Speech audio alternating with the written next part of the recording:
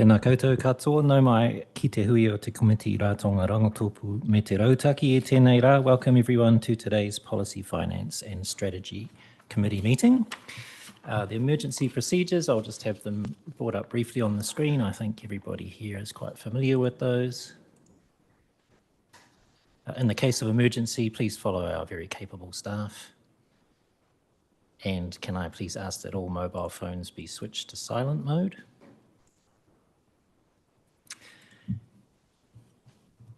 Our opening formalities, karakia timatanga, will come up on the screen, and I welcome you to join me. Me karakia tātou. Whakataka te hau ki te uru, whakataka te hau ki te tonga, kia mā kina kina ki uta, kia mā taratara ki tai. E hi aki ana te atakura, he tio, he huka, he hauhu, ti hei Māori ora. Okay, there are no apologies for this meeting, and we have a full house of this committee. So moving on, I don't think there's any public comment, Jack? No public comment. That takes us to conflict of interest declarations. I call on members to declare any conflicts of interest they may have in relation to the items on today's agenda. Are there any conflicts of interest? Nope. Okay, we'll move into our first paper then. Item number 5, Recommendation Council, 29th of October 2024. It's the Hutt City Group Annual Report for 2023 to 2024, page 7 of your agenda, of the agenda. The report itself is on page 2 of the supplementary agenda. And I'll welcome John Whittle, Auditor General of Auditor Director of Audit New Zealand to the meeting. Gave him a promotion there, I think. Well done, John. Congratulations. We'll invite John to speak to the auditor's report. We've also got Harman Singh, our advisor of strategic planning and business, and Darren Youth. We do have Darren here. Yeah, Darren down the back there too. And we've got Richard Hardy as well.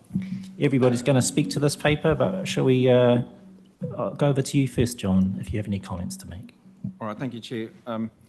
Yes, we're happy to say that we've completed our audit work for the 2024 year.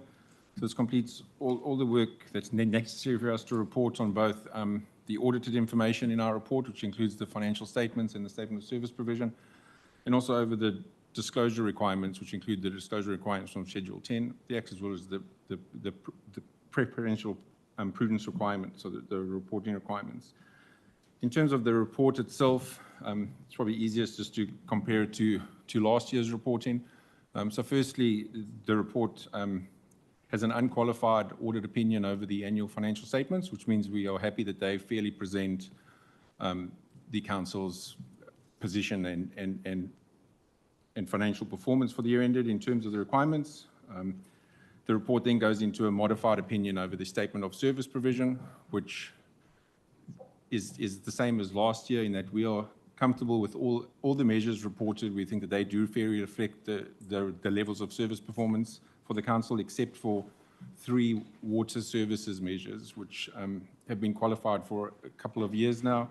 They cover the number of complaints received over water, wastewater and stormwater. And the basis of that qualification is principally the same in that Council doesn't, and Wellington Water don't record all service requests that they receive. In terms of an issue, only the initial one is recorded, and subsequent requests for the same issue are then not reported any further. So it's not a completeness issue over that. Without modifying our opinion any further, we cover off 2 other issues in an emphasis of matter paragraphs, and what these do is draw a reader's attention to disclosures that Council has already made in the annual report that we think are significant. The one is the same as last year in terms of Council's decision to report on greenhouse gas emissions reporting. This is an area of high social interest and community interest. So we do highlight that the methodologies over this kind of reporting are evolving all the time, and there's a lot of inherent uncertainty in how greenhouse gas emissions are measured, and they can vary depending on changes to that methodology and the basis taken. So we're just highlighting the uncertainty over that measure. And then there's a new emphasis of matter paragraph this year, which highlights disclosures that have been made around the completion of the 3 waters valuation in the current year. So our emphasis on matter just highlights that there's been a significant increase in costs for these type of assets over the last few years. There's also signalled work in the sector over what may change the regional water services model in the future in terms of local water done well, as well as the signalled a Wellington Water review of the commercial model, which all of these things create some additional uncertainty over what is already a high inherent risk area. So we have highlighted that may in the future, there may be a possibility that would affect those values of those assets going forward. The report otherwise is pretty much the same as previously. It's just highlighting Council's responsibilities for the annual report and our responsibilities as the auditor for it. I don't know if there's any questions on that. I'll just pass over first to Harmon and Richard from our own team to speak to the report. If there's anything to add there, Harmon?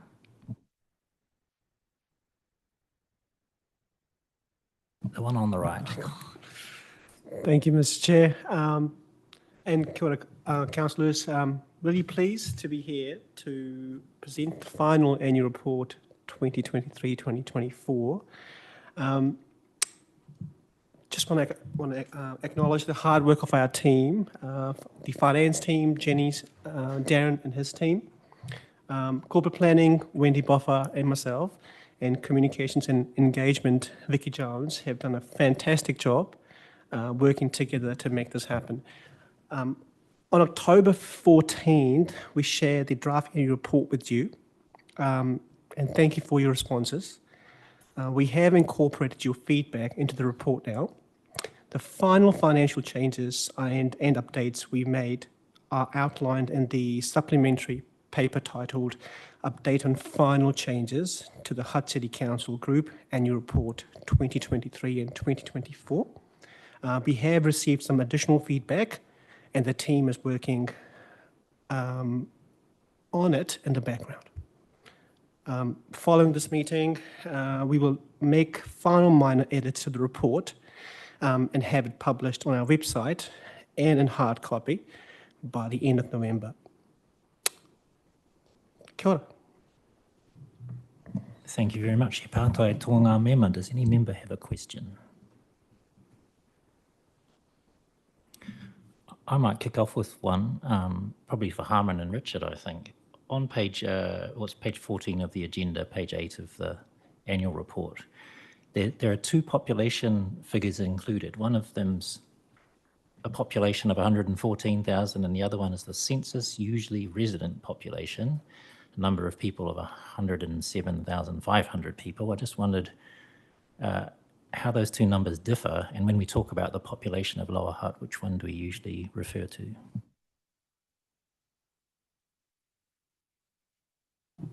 Mr. Chair, those numbers were given to us from our research and evaluation team. I can go back and find out a correct response for you. Chair, I can probably help you from that from memory.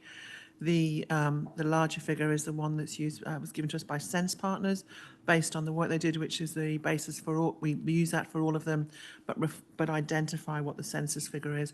Happy to confirm that, but that's my understanding of how we corporately deal with population figures, and I saw some nods when I said the word Sense Partners.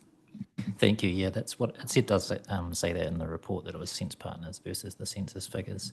The other question I had just is one of distinction, and I think this might be for John, because it's to do with roads.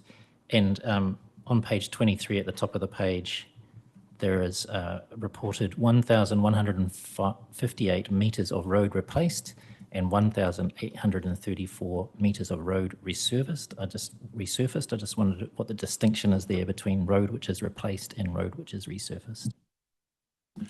Kia ora, Chair. So the replacement is a full rebuild, basically, whereas the resurface is, just surfacing over the top. So the replacement is far more intense in digging out and then replacing. So. Thank you very much. Are there any further questions? Deputy Mayor Lewis. Thank you, Chair. Page 48 of the paper is on water management in the report. It's something I probably should have raised earlier. Data on water consumption and losses still pending. Will that information be in time for when this final goes out? is already in there.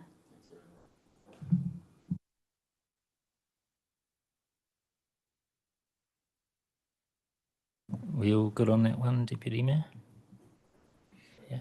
Already in the report, just that line needs to be taken out, because the figures are actually in the report. Any further questions? Councillor Dyer. Yeah, I sent through a number before the meeting, which is the ones I'm assuming you're talking about. Is there any in there that you think might be worth a conversation, or are they all very easy just to make those changes? Through you, Mr. Chair, we're just working through those at the moment, but it doesn't look like there's anything that we have any problems with. We will get back to you if we do have any further questions. Okay, any further questions, councillors? No? In which case I will move the recommendations. They're on pages 7 and 8 of the original agenda paper. There's a lot of them, 8 of them, so I won't read them out in full. But they are the motions on pages 7 and 8 of the agenda. Mawai e tautoko, could I have a seconder for that, please? Thank you, Councillor Dyer. Is there any debate? No? In that case, just to acknowledge the team again, and we can see that a great amount of work has gone into this, and thank you for incorporating our feedback as well, and thank you, John, for your service. I will now put the motion which has been moved and seconded. All those in favour, please say aye. Aye. Those against, please say no. Ka whakapuaki au, kua mana te mōtini, I declare that motion carried. And we'll move on now to item number 6. It's the Quarter 1 2024-2025 Council Performance Report. It's on page 286 of the supplementary agenda. And I'll invite Gemma Hurst, Head of Enterprise Portfolio Management Office, to speak to the report. Kia ora, Gemma.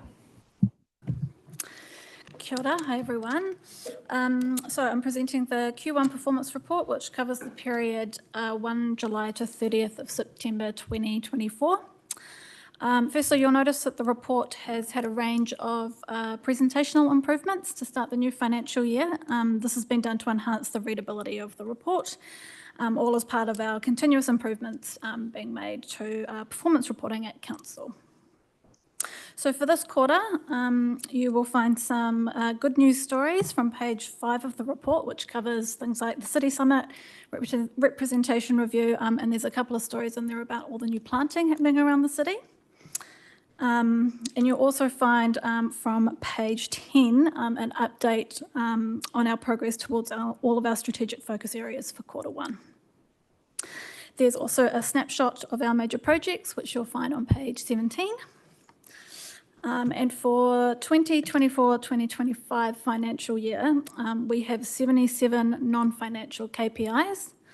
53 of these we're reporting on quarterly, and the remaining 24 will be reported on annually.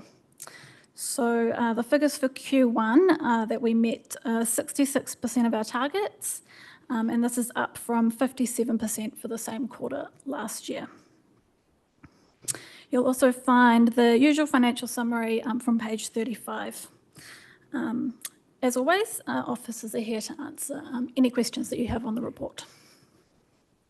Thank you very much, Gemma. He pātai tō ngā mema. Does any member have a question?